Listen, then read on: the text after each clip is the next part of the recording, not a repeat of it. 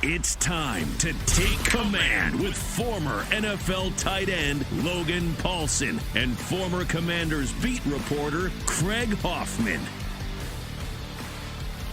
What's up? What's happening? Welcome in. It's the Take Command podcast. Craig Hoffman, Logan Paulson, and joining us in about 10 minutes, ESPN's Mina Kimes to talk about what she learned from the 2024 Commanders season, what, her expectations are for 2025, what they did in the offseason, all that stuff we'll get to with Mina in about 10 minutes. But Logan, of course, the story of the week is the schedule's out, which is your favorite thing in the whole wide world.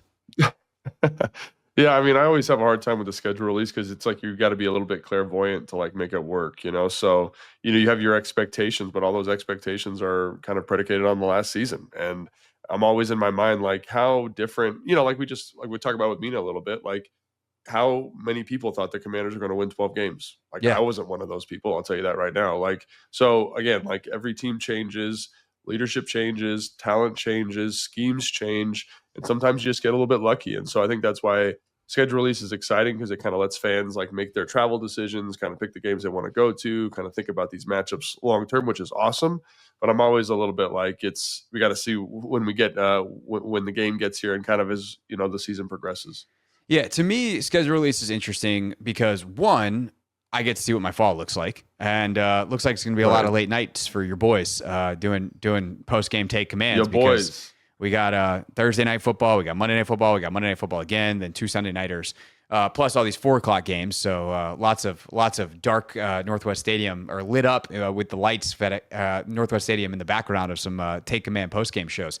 But it's also a thing where I'm looking at the travel. When's the bye? Is there any 3 games in 8 days nonsense? And by and large, the Commanders avoided all that stuff, which is really, really nice this year. That this schedule was going to be hard on paper if you look at the quarterbacks they have to play, the quality of teams based off who they were last year.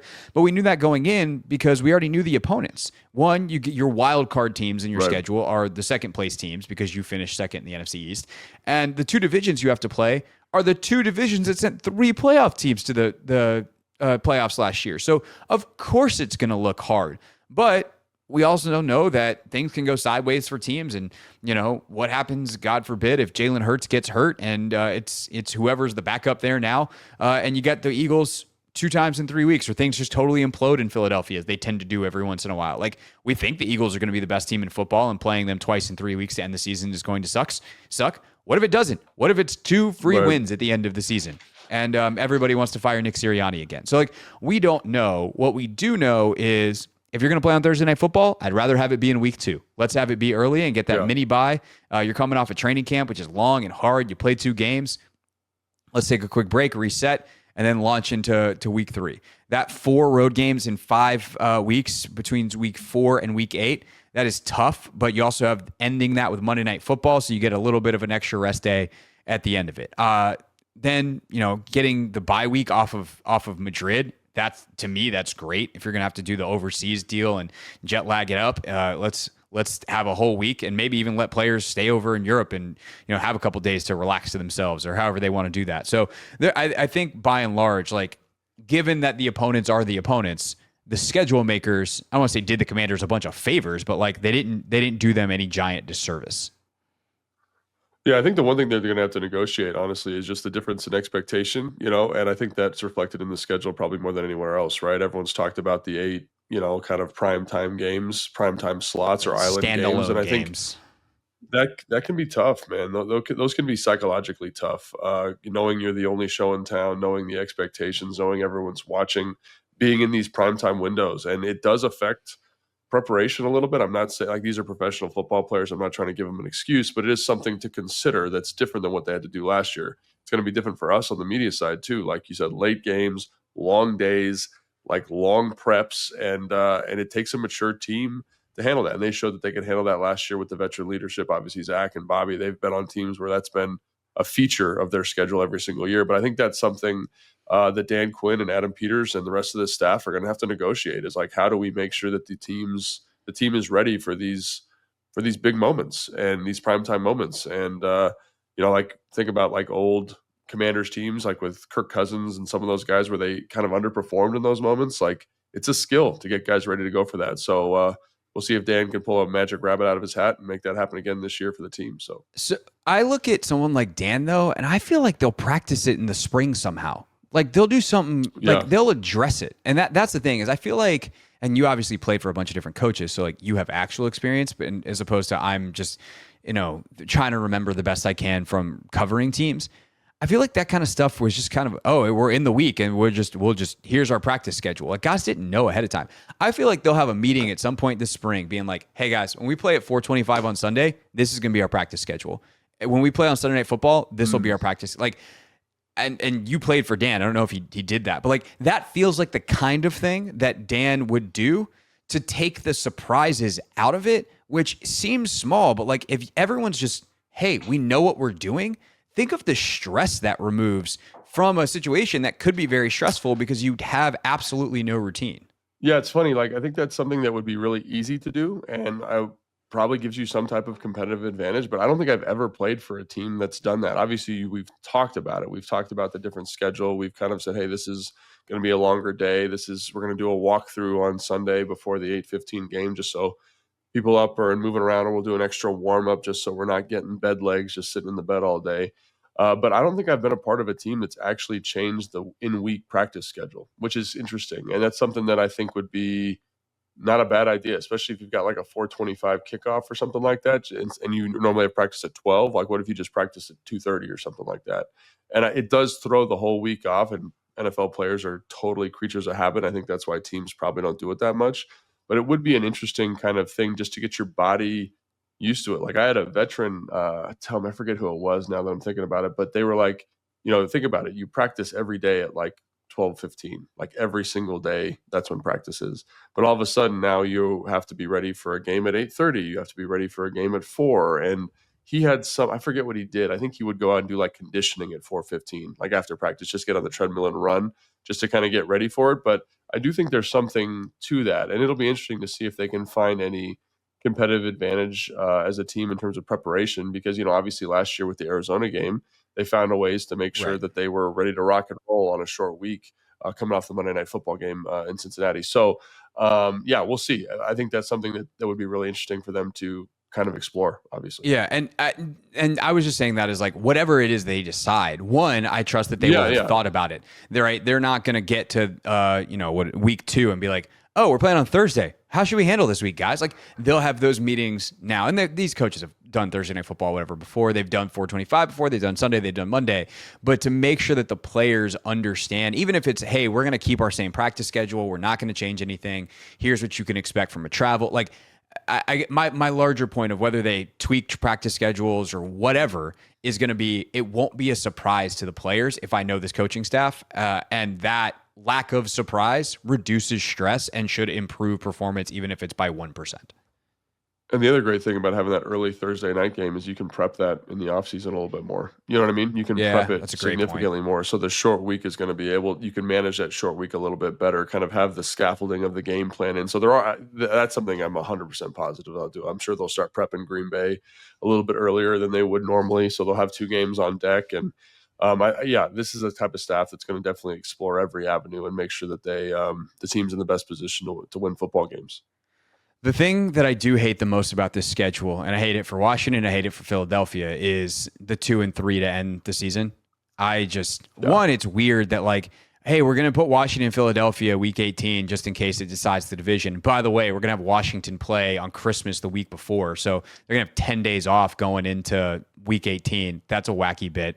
But 2 and 3 weeks, like to me, it's just like, it misses the point of divisional football, which is like you see teams twice a year, and it's like, you see them twice, but you see them at the same time of year. And I think part of what it means to win a division is you were the best over the course of that season, which means you see these teams early and you see them late. And I don't love conceptually, well, I understand it from like a drama building standpoint. It keeps the potential of a 2-game swing late in the season open, where that's just not available if you play one of those games earlier. I don't like it. That's it. I don't like it, Logan. And what I like should be what's made it to the NFL schedule, clearly. Yeah, definitely as a player, one of the things that I always enjoyed was when you played a division rival, like I don't want to say early in the season, but let's say you play in week 10, and you know them really well. There's a lot of familiarity, but then it gave you some competitive advantage if you had good coaching staff to be able to say, like, this is what they did to us. This is how we're going to circumvent that and kind of prep and kind of build and kind of we are who we are, but we're going to change slightly based on this information we had. And the 5 weeks in between kind of allowed that to really marinate and sink in and allowed actual change. Like it really, when you have the late games like that, it feels like you're playing the same team twice back to back. And I think, and again, like you said, there is a drama to that because the division's never really out of reach until the last game of the season. And that's always fun and exciting. But it is, I think it kind of cheapens it a little bit. That's just my personal opinion. I'm sure there's other people that would feel differently about it. Yeah. I think the other one too is having the Christmas game in there. That's always tough, man. It's always tough playing on a holiday.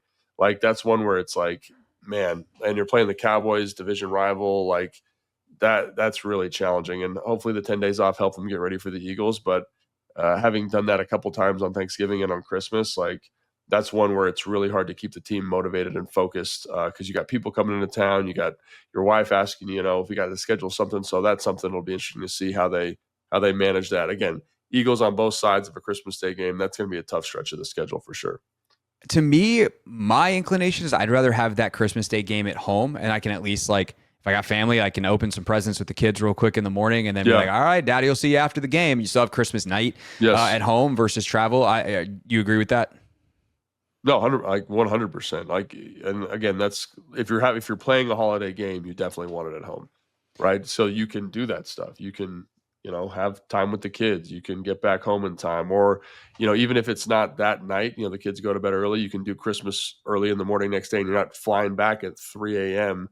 because you're coming from Dallas or whatever. So I definitely think that's that if you're going to do it away, it's better to have it at home for sure. Last thing, you will presumably be at all the games again this year, doing the radio broadcast. So, which trip are you most looking forward to? And if it's Madrid, then give me a second one too.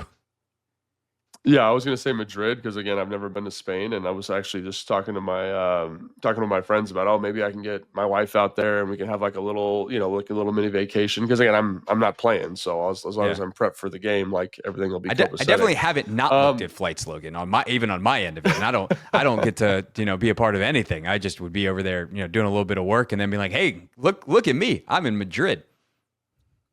Yeah, in terms of trips, I'm not a huge trip guy, but I do think Lambeau, like playing at that stadium is a really cool experience. It's got some really cool history there, which I appreciate. The Chiefs, obviously barbecue, like that's a cool city to visit.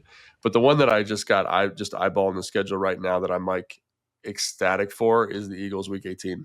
I can't help myself. I think that's a great place to play. I always enjoyed playing there. Like the hostility of the Philly crowd's tremendous. And in a game that could have division implications, like that's the one, man. Like that's the one I get like kind of chills thinking about like how good Philly is, how good they've been, how good this team could be at that moment in a playoff type atmosphere amongst division rivals. Like it kind of harkens me back to 2012 when we played the Dallas Cowboys at home, for the division. Like that gets me juiced up. Division football, last game of the year in a hostile environment, like that'll be super sick. Yeah, no doubt about it. Anthony and I annually, the day after the schedule comes out, do a road trip draft. So I'm starting to put together my my power rankings for that we'll do on the radio show. Yeah, and Philly's not a great I don't like going to Philly, but like the game will be. The game is great. Man, I can help you enjoy Philly more. I got a restaurant list. You know that's where Rachel's from. So like we got you hooked up. Oh, I didn't know that. I didn't know that. Yeah, so we'll get you hooked up with some better restaurant choices in Philadelphia. Go beyond. There's nothing wrong with the cheesesteak, but we can get you beyond a cheesesteak. Have you enjoy Philly a little bit more, and then go have a nice hostile day at the Link. All right, dude. We will hostile we'll have day at the Link. I love it. Yeah, it's just he's all jazzed up now. Settle down. It's May 15th. All right, when we get back, Mina Kimes joins us here on Take Command.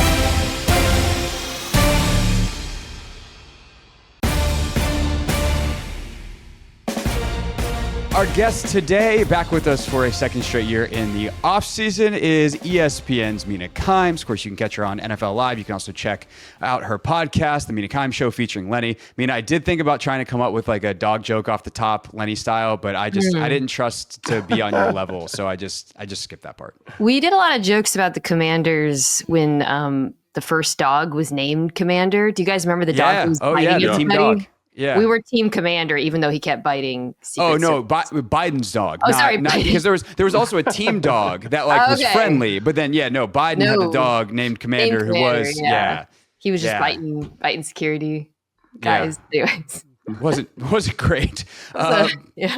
So that's it. We'll just go with that throwback. We've now saluted Lenny properly here off the top with Mina, but we wanted to bring Mina on to kind of ask a question and get into a fun discussion about team building, because on some level, all of us missed on the 2024 Washington Commanders. It was we thought they might be okay, they might be bad. There's this problem, there's that problem, and then all of a sudden they won 12 games, went to the NFC Championship game, and we're all scratching our heads going like, how in the world did that happen? And Logan, you and I have talked about this obviously quite a bit. I've asked everybody I can possibly ask kind of the generic version of the question I'm going to start with, Mina, which is like, what did you learn about how a team can win in the NFL by watching the 2024 Washington Commanders that has informed maybe the way you think about team building and such entering the 2025 offseason, now most of the way through the 2025 offseason?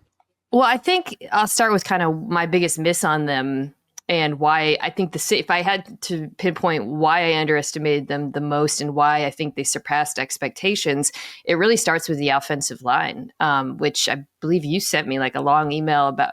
I mean, was it not that long? But a friendly few paragraphs. Where I was, because I think when we were doing the preseason, I was like, I like Jay Daniels, like a lot of these players, but I don't know, this offensive line, I feel like could take the season before it even gets on the ground. That was my biggest concern about the team. And you pointed out, I think at the time, and this proved to be true, that, they just brought in a lot of competent vets and raised the floor enough with those free agent additions. Brandon Coleman was like, well, who knew if like a third round pick was going to be semi-decent, he was. Obviously they've upgraded in multiple ways, but that gave them a level of competency that I didn't expect. And I think just the fact that they placed an emphasis on getting experience in at that position group really helped elevate the floor of the offense. The ceiling obviously was mostly because of the young quarterback, but I thought that was something, when I look back on why the season turned out the way it is, that was the thing I missed the most. And I think maybe one of the biggest takeaways I have.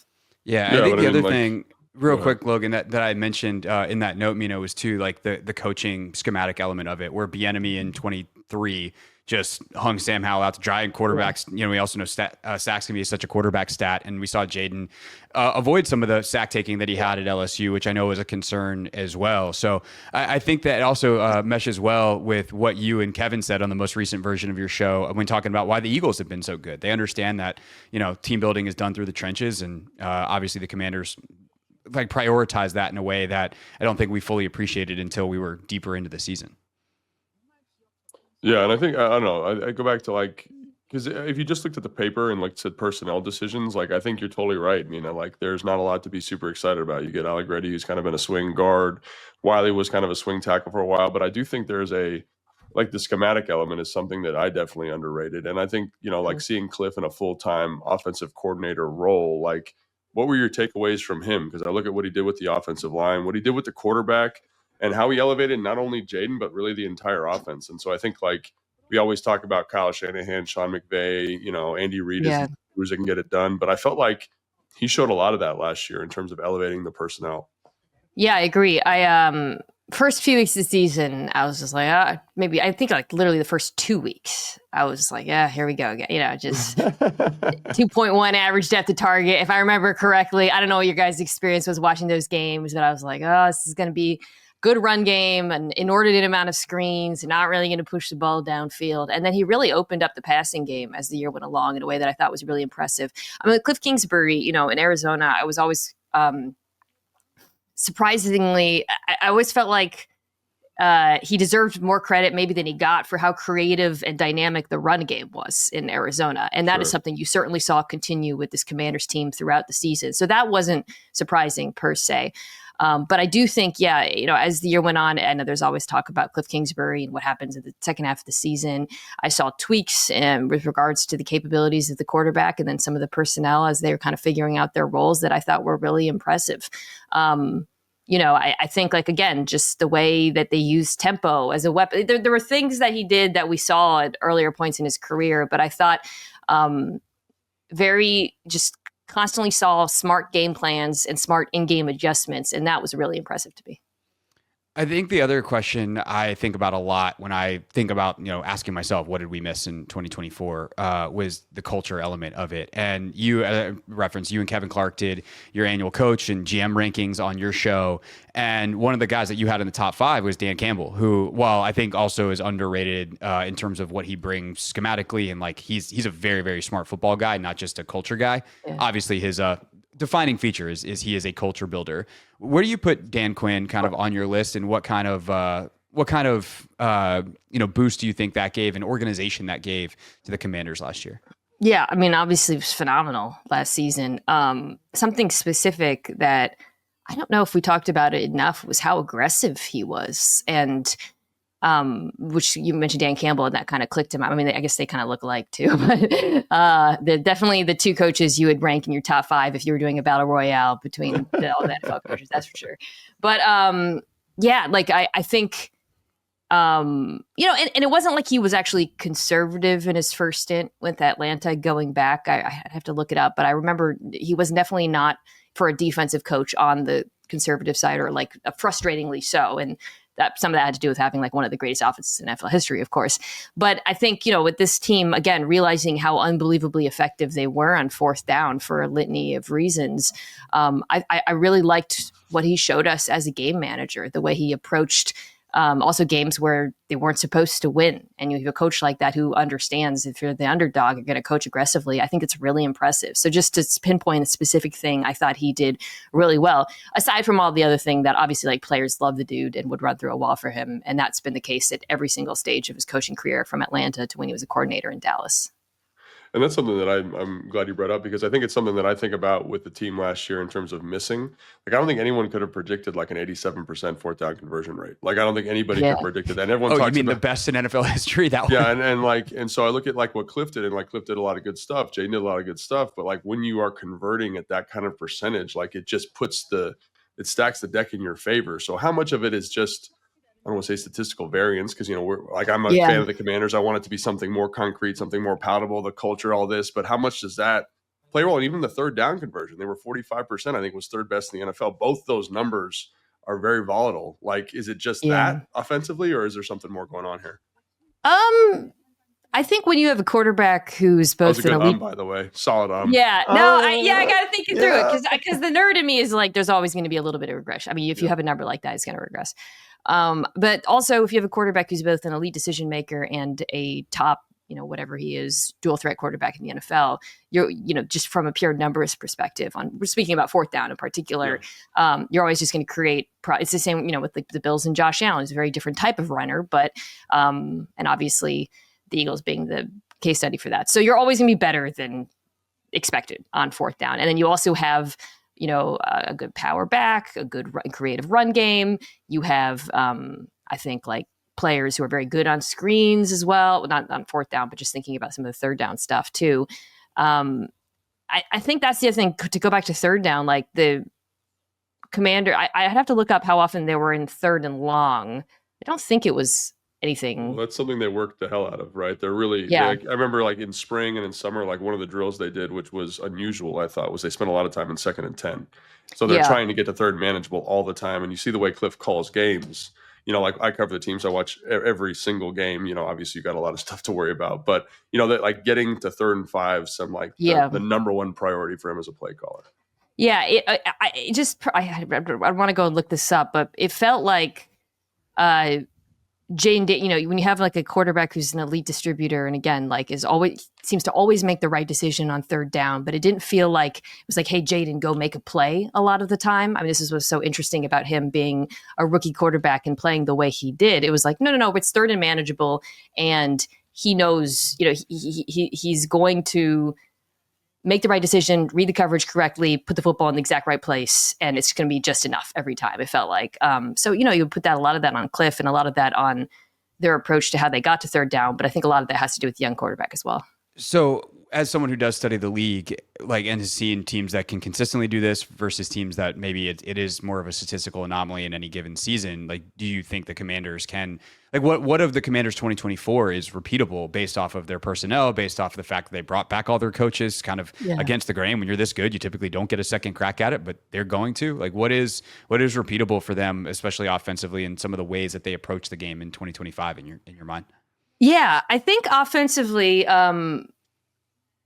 if I was looking for something that I would be concerned about, I thought the line did play ski a little bit over I don't know what the expression is, but the Commanders recognized that, which I think really you got to acknowledge. I know we started off by saying the offensive line was better than I expected. They still weren't good. And I think that was very obvious at the end of the season, right? This was not, it was just, there was such a profound mismatch, the line of scrimmage with Philadelphia and some of the other teams in the NFL. And I think for the team to not only be aggressive in pursuing Tunsil, but then also, again, double dip at that position, I thought was really smart team building, to go back to kind of the premise. So, they weren't just okay, cool, we had this unbelievably efficient offense and a rookie quarterback and one of the best rookie quarter seasons of all time. Let's just run it back. They didn't. I think that is, and we can get to the Debo addition as well, which I think also plays into the third and fourth down stuff. But so I think that alone will stave off a lot of the regression that you might see, because there were areas I would say some of the big plays. I wouldn't say there were busted coverages, but you got a lot of one-on-ones with Terry McLaurin that you might not get otherwise. So much of the comebacks were powered by, go balls, which is Jane Daniels' specialty. And they'll still be on the table, no doubt, but defenses will obviously play them differently. But again, if the offensive line improves and then you have a yards after catch weapon like Deebo Samuel, you can neutralize that or mitigate it to some degree. So I got kind of a football nerdy question. How, obviously you get better people in, right? Yes, my favorite kind. Let's go. Yeah. You get better people in, you spend a first round draft pick on an offensive lineman, right?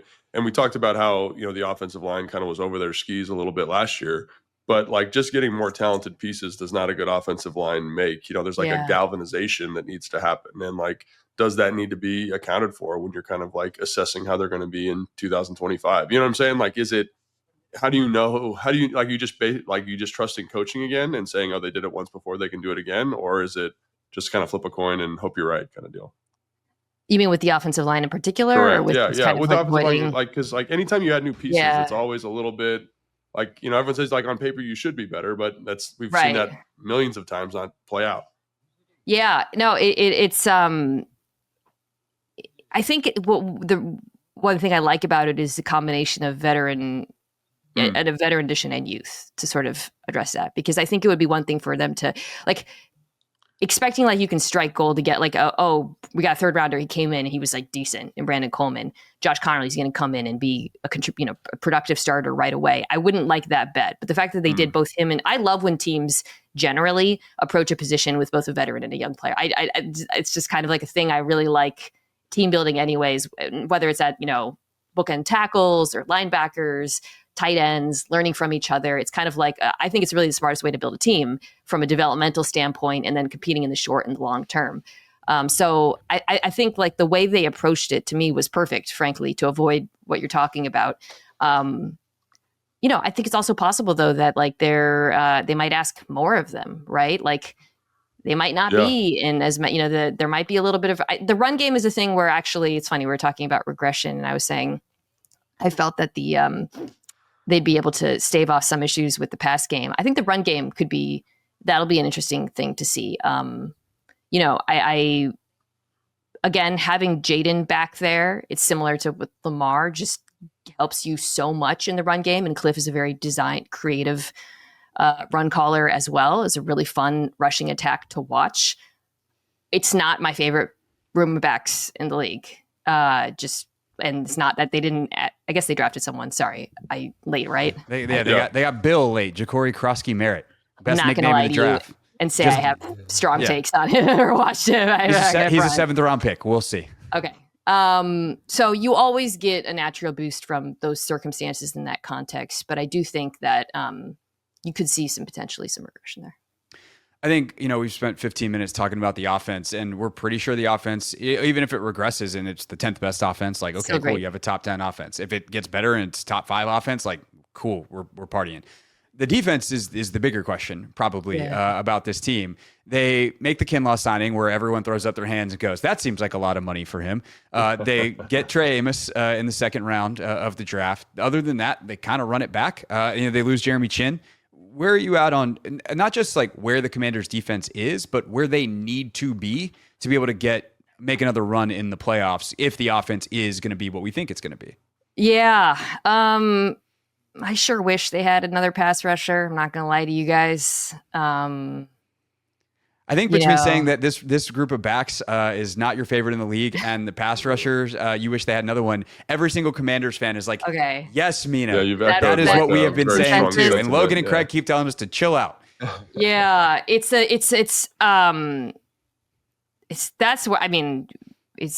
like the defense in some ways is more of a candidate for, and to say they're a candidate for regression, well, they weren't great last year, but I actually had some pretty good games down the stretch.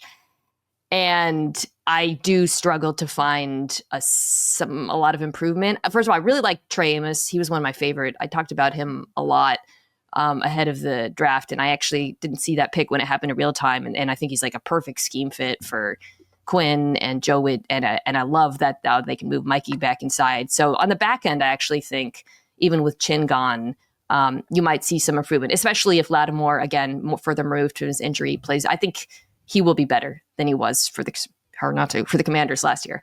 But the front, it's just not a strong pass rushing front. And I think there's going to be a lot of onus on the offense to put them in situations where they're not having to rush the passer aggressively. And that makes me a little uncomfortable.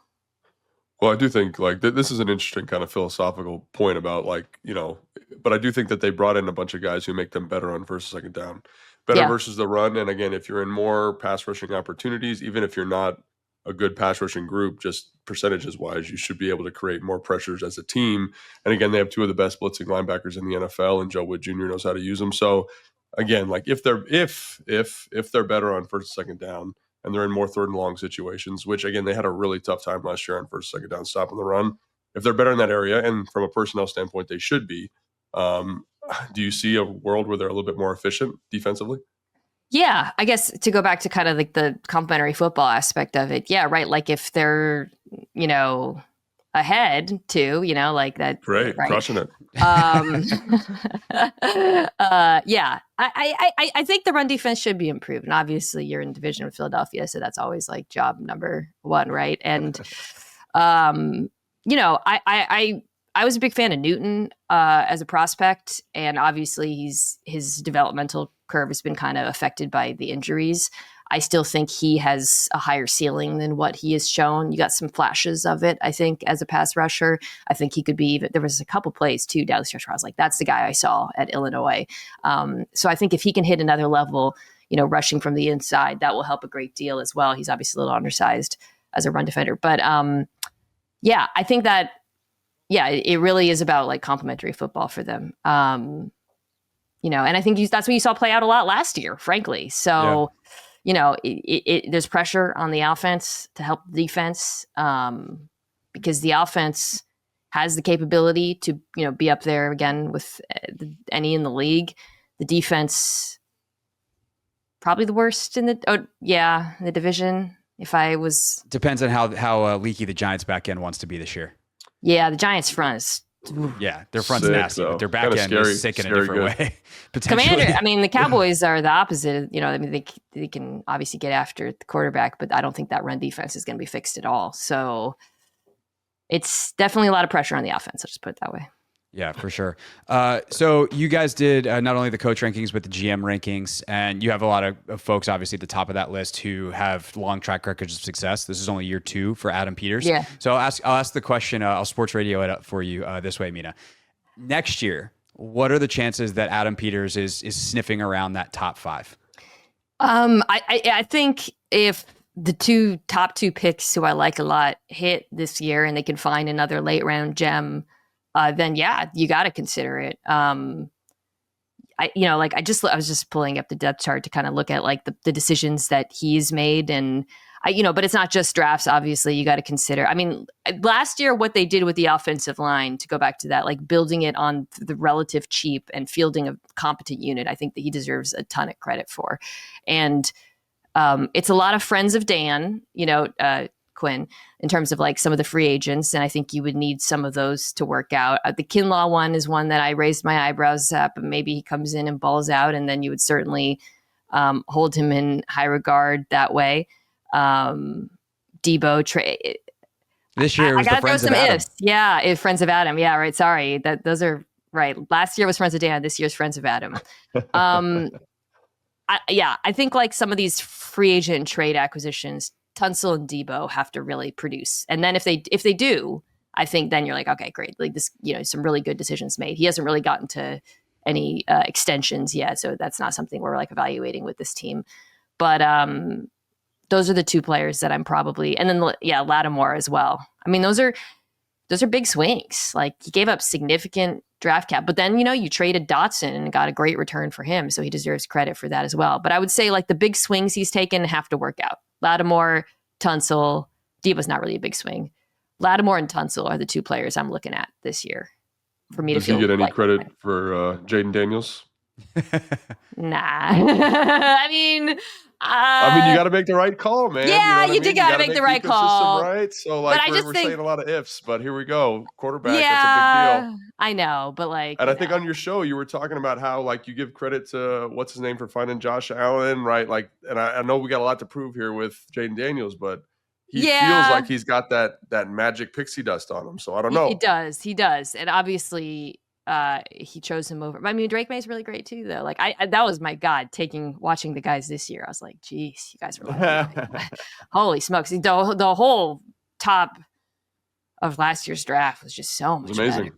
Yeah. It's like remarkable. I think, like in a way, the Jaden discussion ties it all together, though, right? Is like if we're going to talk about culture and talent identification and fit, and like, okay, if this guy's a 9 talent, how do we make sure that he performs at a 9 and not a 7? And like some of that is the culture stuff and making sure that it's in the right thing. Like, I think Drake is well put together and like a great leader and all these things too. But just Jaden has that magic thing that as you're restarting the franchise in the way that they were, it just feels like the absolute perfect fit. And for like, I think everyone could watch Jaden in college and what he did and be like, yeah, that guy's pretty good at football. But to on the personal level, to understand how to get the best out of him from front office to coaching staff, like that I think you do have to give them some level of credit for. I mean, he also, the development of him. I mean, he also just, I liked him. I liked all the top 3. I thought they would all be good. And obviously Caleb had his ups and downs and, but Jay Daniels even exceeded I was like, that's a great second overall pick. Makes sense. He was better than I thought in some specific ways that, who we attribute credit to, but like the playmaking in particular, that feels like him. I mean, you guys watched him, I'm sure, a lot in college after the pick and just generally. He wasn't really a playmaker in college. He was unbelievably cerebral, great arm, so many, just a pure pocket passer, but he didn't make a lot of throws on the run. And like he was a good dual threat quarterback, but he was small, and there was questions about how that would translate I had questions about how that would translate to the NFL. He took a lot of really ugly hits in college. What he did last year as a playmaker in particular wildly exceeded my expectations. And I don't know how much you put that on. Maybe, the front office saw that capability, maybe the coach, but he just got that dog in him. Like at a certain point, it's just like, okay, that's just something he had in his bag the entire time. I thought it was remarkable. So no credit, huh? That's tough. That's a tough eval, Mina. Congratulations on picking the Heisman Award winner. Quarterback who won the national year. But people screw it up all the time, man. That's true. That's true. It worked out for sure. It worked out. By the way, you see the excerpt that just came out from your colleague Seth Wickersham's new book on Caleb. Oof. That was. You know what though? He's lucky, Caleb, that came out now instead of ahead of the season, because ahead of the season everybody would have been killing him, but now everyone's like, points were made. Like, I can't do it with Shane Waldron. Yeah, no, we saw that. Thanks so much. It's probably why he was. fired very early in the season. By the way, Bears Commanders rematch on Monday Night Football on ESPN. I think that's week 6. As the schedule we'll be just there. dropped. Yeah, so It's in Washington. Yeah. Okay, cool. We'll be there. Yeah. All right, we'll see you. We'll see you week 6. In the meantime, anything else on like just the general like team building side of it that you think is worth pointing out when you think about how Washington put it all together, and then seeing, I think the other thing too, Mina, is like how they acted in the 2025 offseason, where it's like, okay, we saw one version of what their stated principles look like in kind of a methods way in year one. We've now seen another year of how they go about their business and what thoughts that spark for you as we wrap up here. I just love that I really like the draft, and I wish I'd spent more time talking about it on my show. Connerly Jr. was a player I just really, really liked. I started watching Oregon early on in the process, and I just couldn't take my eyes off him. I thought he had as high a ceiling as any tackle in this draft, to be honest. And so I thought that was it was a team that came in with such a glaring need at pass rusher, but then took the best players available. And it's hard for me to begrudge them that, especially because I like to go back to the team building point. I like the fact that they were, I know I'm kind of repeating myself now, but both aggressive in free agency at trade, but also, didn't say, okay, we're going to bring in these older guys and that's it. No, we're going to bring in young players at those exact same positions. I just think that's really smart team building because you both hedge in the current, if Tencel or Lattimore get injured again, very possible, you've got a hedge, but you also have a long-term plan. And I think that's just very clever. Mina Kimes, catch her on NFL Live. Of course, the Mina Kimes Show featuring Lenny as well. And Mina, we always appreciate your time. Thanks for joining us again here on Take Command.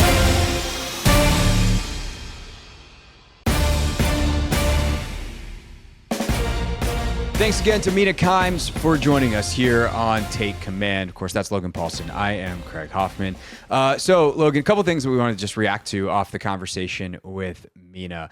First and foremost, Mina, it's funny she brought up that email that I sent her last year, and I just listened to her show, and I was like, hey, something to keep in mind, because like Mina and I knew each other a little bit at that point, and so we occasionally exchange like Commanders emails, and I was like, just food for thought.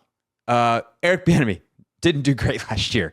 And right. Schematically, I think that they can be a lot better. But to see just how much that impacted the team is, I think, something that is a really great lesson from last year. I think there's also, good quarterback play, very helpful. And sometimes we kind of passed by that. And then, I know that something else that caught you a little by surprise was, the credit level for Adam Peters on knowing that Jaden was the guy. Yeah. But let's start off with the offensive line. Like what stood out to you about that conversation, especially when you think about projecting into this 2025 offensive line, which on paper is a lot better?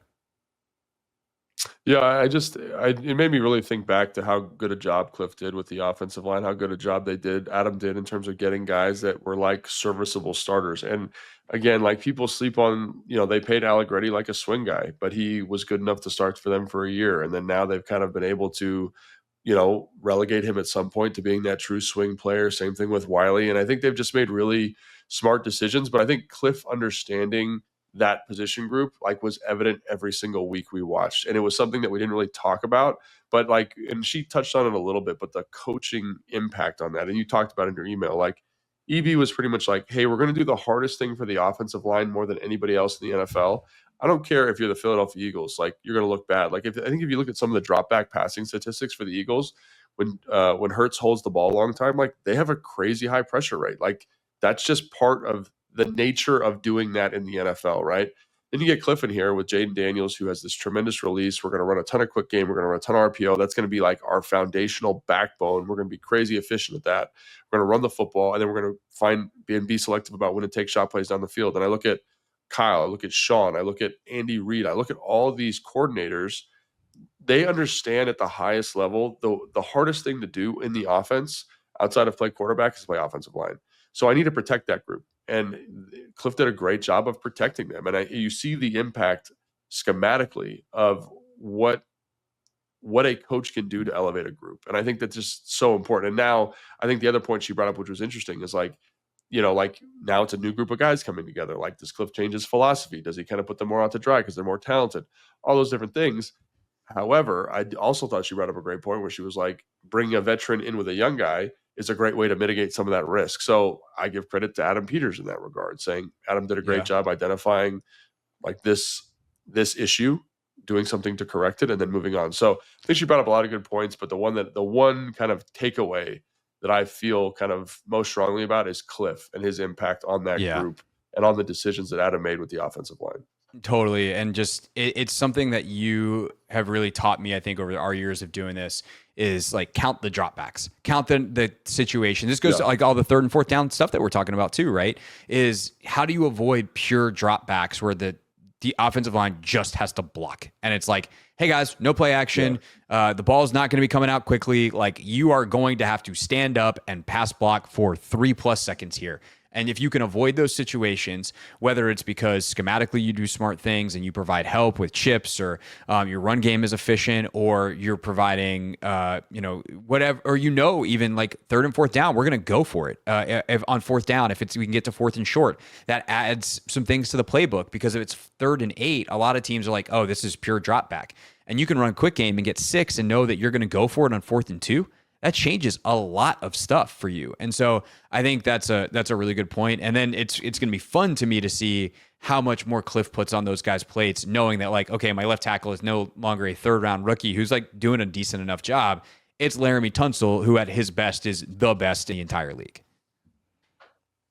Yeah, I think that's exactly right. So I'm really, it's cool. It was cool to see Cliff make those decisions, but now it's cool to think about what he can do, to kind of like, because, I was talking to somebody and they were saying, I was like, what's the biggest difference in San Francisco's offense, right? They're really struggling this year. Is it Brandon Ayuk being out? Is it Deebo Samuel's injury? Is it Christian McCaffrey being out? And the first thing this dude said to me, he was like, Trent Williams is not out there. And Trent Williams is a playmaker at the left tackle spot. It lets you do so much different stuff with the protections. He's a playmaker. And I think like that's what this gives you. And so I do think Cliff understands that. I think he's aware of that. I think that's one of the reasons Adam was so aggressive in bringing that type of player in. And then you say to yourself, okay, now what can he do? Now how can he continue to help Jaden Daniels grow? Now how can he continue to mature this offense? Because again, they were walking that razor's edge for a long time. 4th down conversions, crazy percentages, 3rd downs. Like, you don't want to be living there all the time. And so now can you kind of blossom the offense in a way that you couldn't before? So again, it's cool that Cliff's aware of that, but now I'm kind of excited to see what he can do when that restriction's not there anymore and he can color outside the lines a little bit. So hopefully that's what Laramie Tunsil allows him to do. Hopefully he plays at a crazy high level, because if he does, man, this offense, again, just from that one piece being added, could be drastically different. So then let's, before we get to the defense stuff, talk about where we ended with Mina, which is the Jaden part of it. When we think about how good Adam Peters has been and what are the chances that he's kind of creeping up towards the top of those GM rankings next year. Why do you think he deserves more credit than she does? Because that feels like very sports talk show that I hate.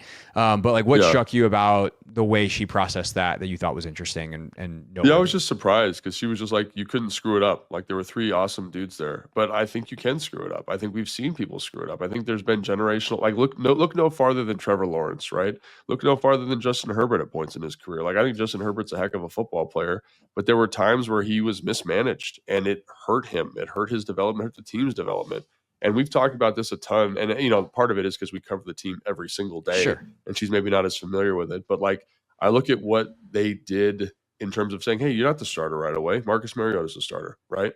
And not only bringing Marcus Mariota as a great mentor, but having Cliff come in and build an offense around him. Look at what they did with Williams up in Chicago. Like, that offense was tough.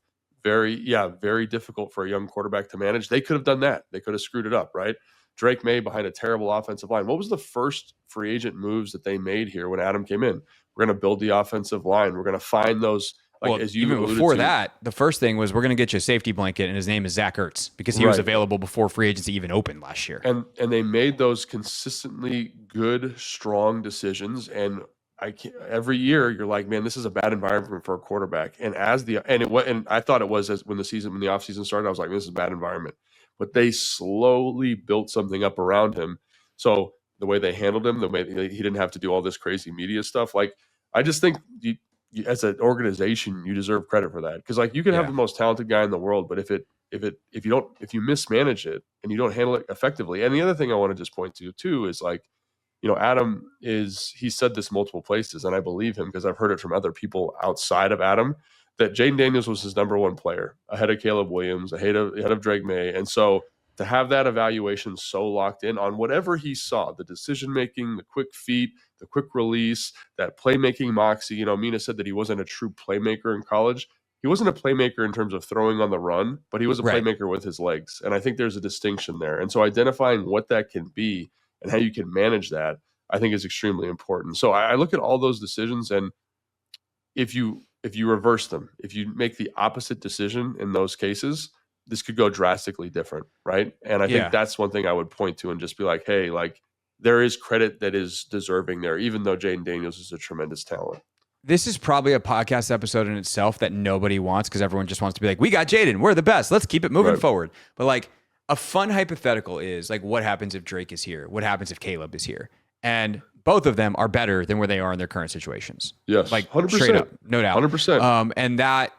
And I think that becomes an interesting thing. And I feel like the way we were talking about with Mina was more of like just making the pick of Jaden versus Drake versus Caleb. And I do think that like, what you said in terms of that they would have taken Jaden number one had they had the number one pick, like then you get a lot more credit because everyone said it should have been Caleb, right? They didn't have to do that. And so how do you give credit for something that they didn't actually have to do of step out on that ledge? But I do think like to your point, the organizational and where you draw the line between a guy like Adam versus other people in the organization and obviously Dan in the locker room, it's hard and it's blurry, but like that actually in its own way is a compliment to the way that the Commanders have this thing set up, is that they are all in lockstep together. And so I get what she's saying of like, all these guys were awesome and they've done a good job organizationally, that I don't know how much credit you get for picking one over the other because they all probably would have been some level of successful.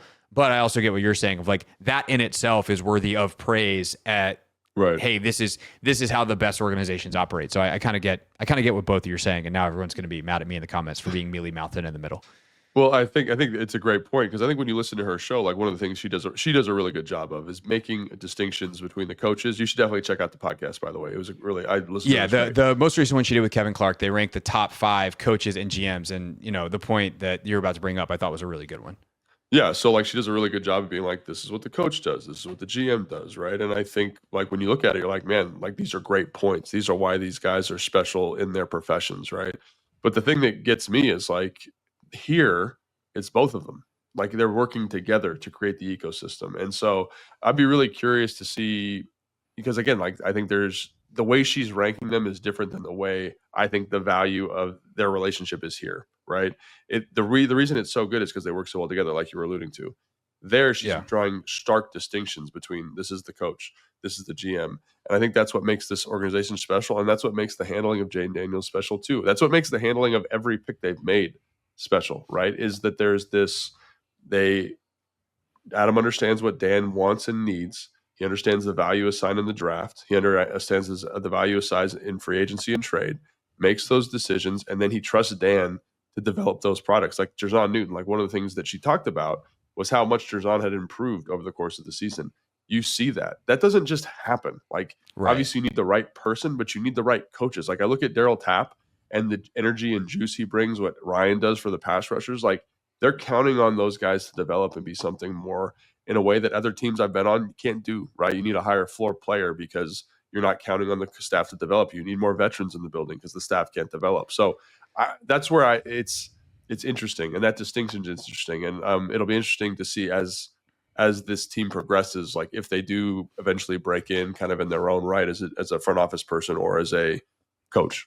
Yeah, let's say like for this year that Quinn is the 12th or 13th best coach, and I'm just putting that out there because they didn't have DQ in their top 10, either Mina or Kevin, right? And that might sound really offensive to Commanders fans, but like the guys they list, like these are good like they went through that list, and I was like, oh, he should be in here, and then I like listened to him, I was like, damn, these are like some really good, and the separation between coaches, the separation between maybe DQ at 13 and some of the guys that are at 7 are like. If you want to flip them, that's fine with me. But let's say for the sake of argument, right? DQ is 13th and Adam is 11th, right? And it just gets 1 year, whatever. together they might be in the top 10. Like if you take the I think pairings so. and the fit, like and 1 + 1 = 3 type of stuff, I think that how well they work well together certainly elevates them both. Which leads us to DQ is gonna have to be on his stuff defensively this year, because I think that I don't think we disagree with Mina or anybody in their comment section or whoever. Like, it would be sick if they could get another pass rusher. If Trey Hendrickson finds a way to weasel his way out of Cincinnati for something that is affordable, absolutely, I'm interested in Trey Hendrickson. Like, getting another pass rusher in here would be great. But there's a cost element to that, and there is just the market doesn't provide you a lot of opportunities to get pass rushers. And so I see both the point that she was making, that everyone's making, that I have also made, like, yeah, it'd be cool if they went and got another edge, with the reality that they might have actually done the best that the market allowed them to do. Yeah, I think this is one where it's like my talent evaluation part of me feels differently than my coach evaluation, right? Because I kind of try to look at it through both lenses, right? So obviously, like, I'm like, they need to be more talented at edge rusher, right? But then I look at last season, and the thing that was the biggest bane of this defense's existence was their ability to consistently do what they were supposed to do on first and second down. So what we did is we went out and we found a bunch of people who can do what they're supposed to do well on first and second down. Like, I look at Eddie Goldman, like, is he a priority free agent for a lot of teams? No, but does he fill an issue that came up from a coaching standpoint last year in terms of being able to sit double teams, own a gap on the interior? Yes. Dietrich Wise, is he going to blow anybody's socks off in terms of his ability to rush the passer?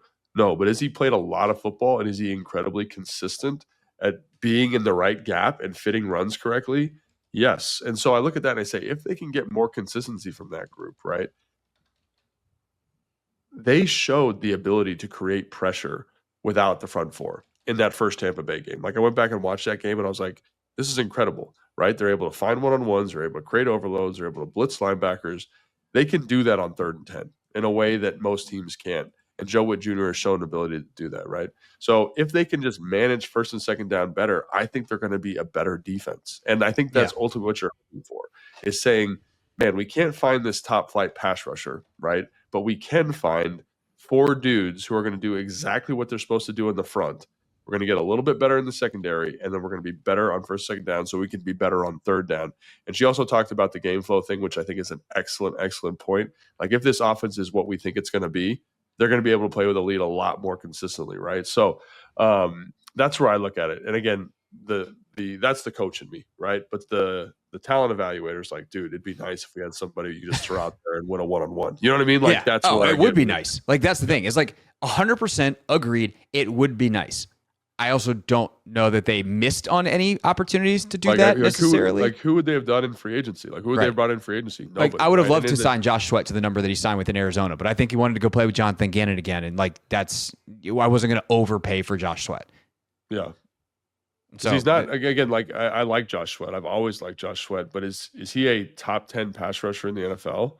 No, he's not. And I think he's very good. Don't get me wrong. Like, would I like to have him here? Absolutely.